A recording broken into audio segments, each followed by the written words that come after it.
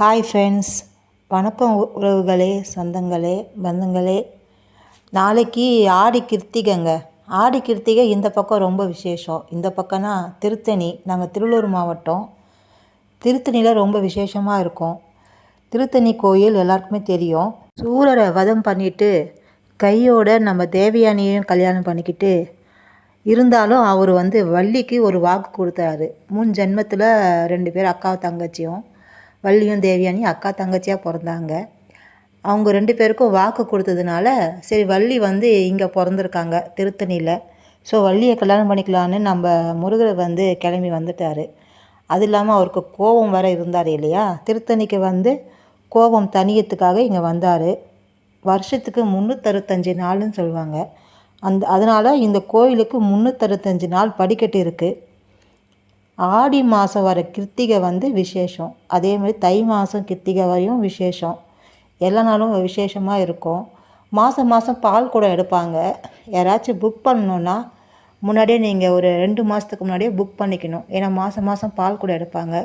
சிலர்லாம் வேண்டுதல் பண்ணி அந்த பால் குடத்தை எடுப்பாங்க.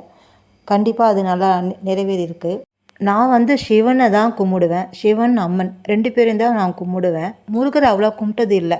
2018 அப்போ தான் நான் முருகரை ஃபஸ்ட் டைம் கும்பிட்டேன். அப்போ தான் ஃபஸ்ட் டைம் நான் கும்பிட ஆரம்பித்தேன். திருத்தணிக்கு தான் போனேன். அப்போது கூட ஃபஸ்ட் டைம் திருத்தணிக்கு தான் போனேன்.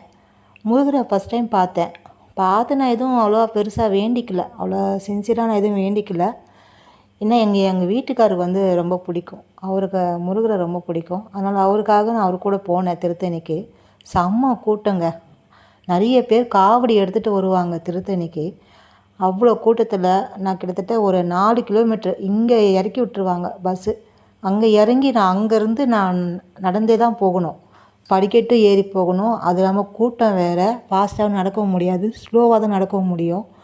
அவ்வளோ சிரமப்பட்டு நான் முருகரை பார்க்க போனேன். அப்புறம் மேலே போனதுக்கப்புறம் 100 ரூபாய் டிக்கெட் தான். அதை வாங்கிக்கிட்டு நாங்கள் க்யூவில் போனோம். கிட்டத்தட்ட ஒரு 3 மணி நேரம் ஆச்சு சாமி பார்க்க. முருகர் ரொம்ப அழகாக இருந்தார். ராஜ அலங்காரத்தில் அவ்வளோ அழகாக இருந்தார். என்ன கேட்கணும் என்ன வேண்டணும்னு தெரியல. அவ்வளோ அழகாக, அந்த அழகில் நான் ஃபஸ்ட் டைம் அவரை பார்த்து மெய் மறந்துட்டேன். இவ்வளோ அழகாக இருக்கார் இவருன்னு.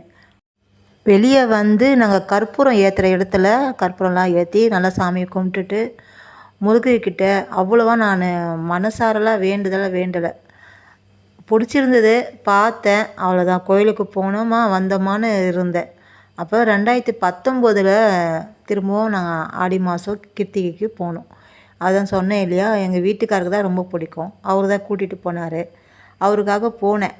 போய் அதே மாதிரி தான் சேம் கஷ்டப்பட்டு சிரமப்பட்டு தான் முருகரை போய் பார்த்தோம். பார்த்து முருகரை கண்ணு கலங்கிருச்சு. அதுக்கு முந்தின வருஷம் 2018 எனக்கு நான் அழலை. ஃப்ரீயாக எப்பவும் போல் பார்த்துட்டு வந்துட்டேன். 2019 எனக்கு கண்ணு கலங்கிடுச்சு. என்னன்னே தெரியல. முருகரை பார்த்துட்டு அது வெளியே வரேன், கண்ணு கலங்குது. ஒரே அழுதுட்டு தான் இருந்தேன். அப்புறம் நான் வேண்டினேன், எனக்கு ஒரு குழந்தை வேணும் முருகா. அந்த கற்பூரம் ஏற்றுறாங்க இல்லையா, அந்த இடத்துல நின்று தான் வேண்டினேன். அப்போ கூட கோயில் உள்ளே வேண்டலை. வெளியே கற்பூரம் ஏற்றுற இடத்துல எனக்கு குழந்தைய கொடு முருகா, எனக்கு ஒரு குழந்தைய கொடு. உன்னை நம்பி தான் நான் வந்திருக்கேன். ஃபஸ்ட் டைம் நான் உன்னை கும்பிட்றேன். ஃபஸ்ட் டைம் நான் உன்கிட்ட கேட்குறேன், எனக்கு வேணும், எனக்கு கொடுங்க, நீங்கள் தான் எனக்கு கொடுக்கணும் அப்படின்னு நான் கேட்டுட்டு வந்தேன். 2018 கேட்டுட்டு வந்தேன். அதே தை மாதம் மறுபடியும் முருகரை பார்க்க போகலான்னு நினச்சிட்டு இருந்தேன். தை மாதம் எனக்கு ஒரு குட் நியூஸ் வந்தது. 2020 நான் கன்சீவ் ஆகிட்டேன். எனக்கு ஆச்சரியமாயிடுச்சு. போன வருஷம் தான் நம்ம கேட்டோம். இது வரைக்கும் நான் கேட்டதில்லை. முருகரை பார்த்து இது வேணும் அது வேணும்னு கேட்டதில்லை. ஃபஸ்ட் டைம் நான் முருகரை பார்த்து எனக்கு வேணும்னு நான் கேட்டதை அவரும் இவ கேட்குறாளேன்னு காது கொடுத்து கேட்டு எனக்கு கொடுத்துருக்காரு. அதுவே எனக்கு ரொம்ப ரொம்ப ஆச்சரியமாயிடுச்சு. அப்போ தெரிஞ்சுதாங்க நான் முருகரை கும்பிடவே ஆரம்பித்தேன். நான் மனசார உருகி நான் கும்பிட ஆரம்பித்தது 2019 கும்பிட்டேன். 2020 எனக்கு ஒரு குழந்தைய கொடுத்தாரு. நான் கன்சீவ் ஆகிட்டேன். திரும்பவும் 2021 நாங்கள் அதுக்கப்புறம் வருஷம் முருகரை பார்க்க ஆடி கிருத்திகைனா எவ்வளோ கூட்டம் இருந்தாலும் சரி நாங்கள் கிளம்பி போயிடுவோம். அதனால் நாளைக்கு காலையில் நிறைய வேலை இருக்குங்க. அதனால் இன்றைக்கே நான் எவ்வளோ நேரம் பண்ணாலும் சரி எல்லாத்தையுமே வீட்டு வேலைலாம் கடகடன்னு முடிச்சுட்டு ஃபாஸ்ட்டாக பண்ணிவிட்டு மஞ்சள் குங்குமம் வச்சுட்டு வைக்கிறேன். ஒரே மழைங்க.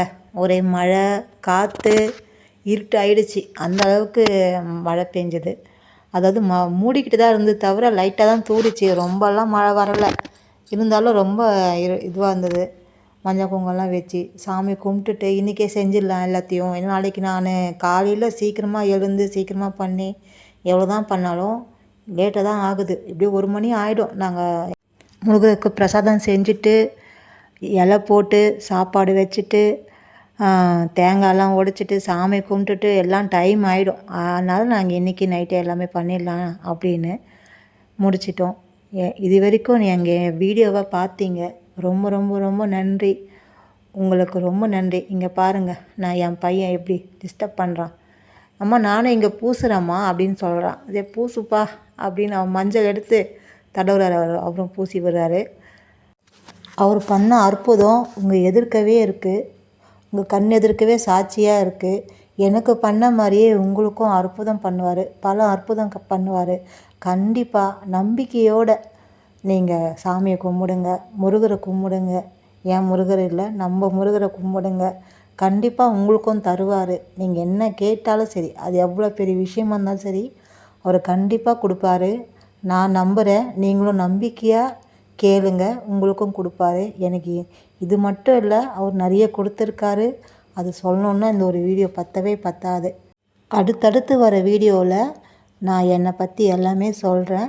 என்னை நீங்கள் ஃபாலோ பண்ணுங்கள் ப்ளீஸ். உங்கள் ஆதரவு எனக்கு கொடுங்க. சப்ஸ்கிரைப் பண்ணுங்கள். நான் திரும்ப திரும்ப கேட்குறேன்னு நினைக்காதீங்க. ப்ளீஸ் எனக்கு சப்போர்ட் பண்ணுங்கள். உங்களை நம்பி தான் நான் அந்த வீடியோவை ஸ்டார்ட் பண்ணியிருக்கேன். இந்த சேனலை ஸ்டார்ட் பண்ணியிருக்கேன்.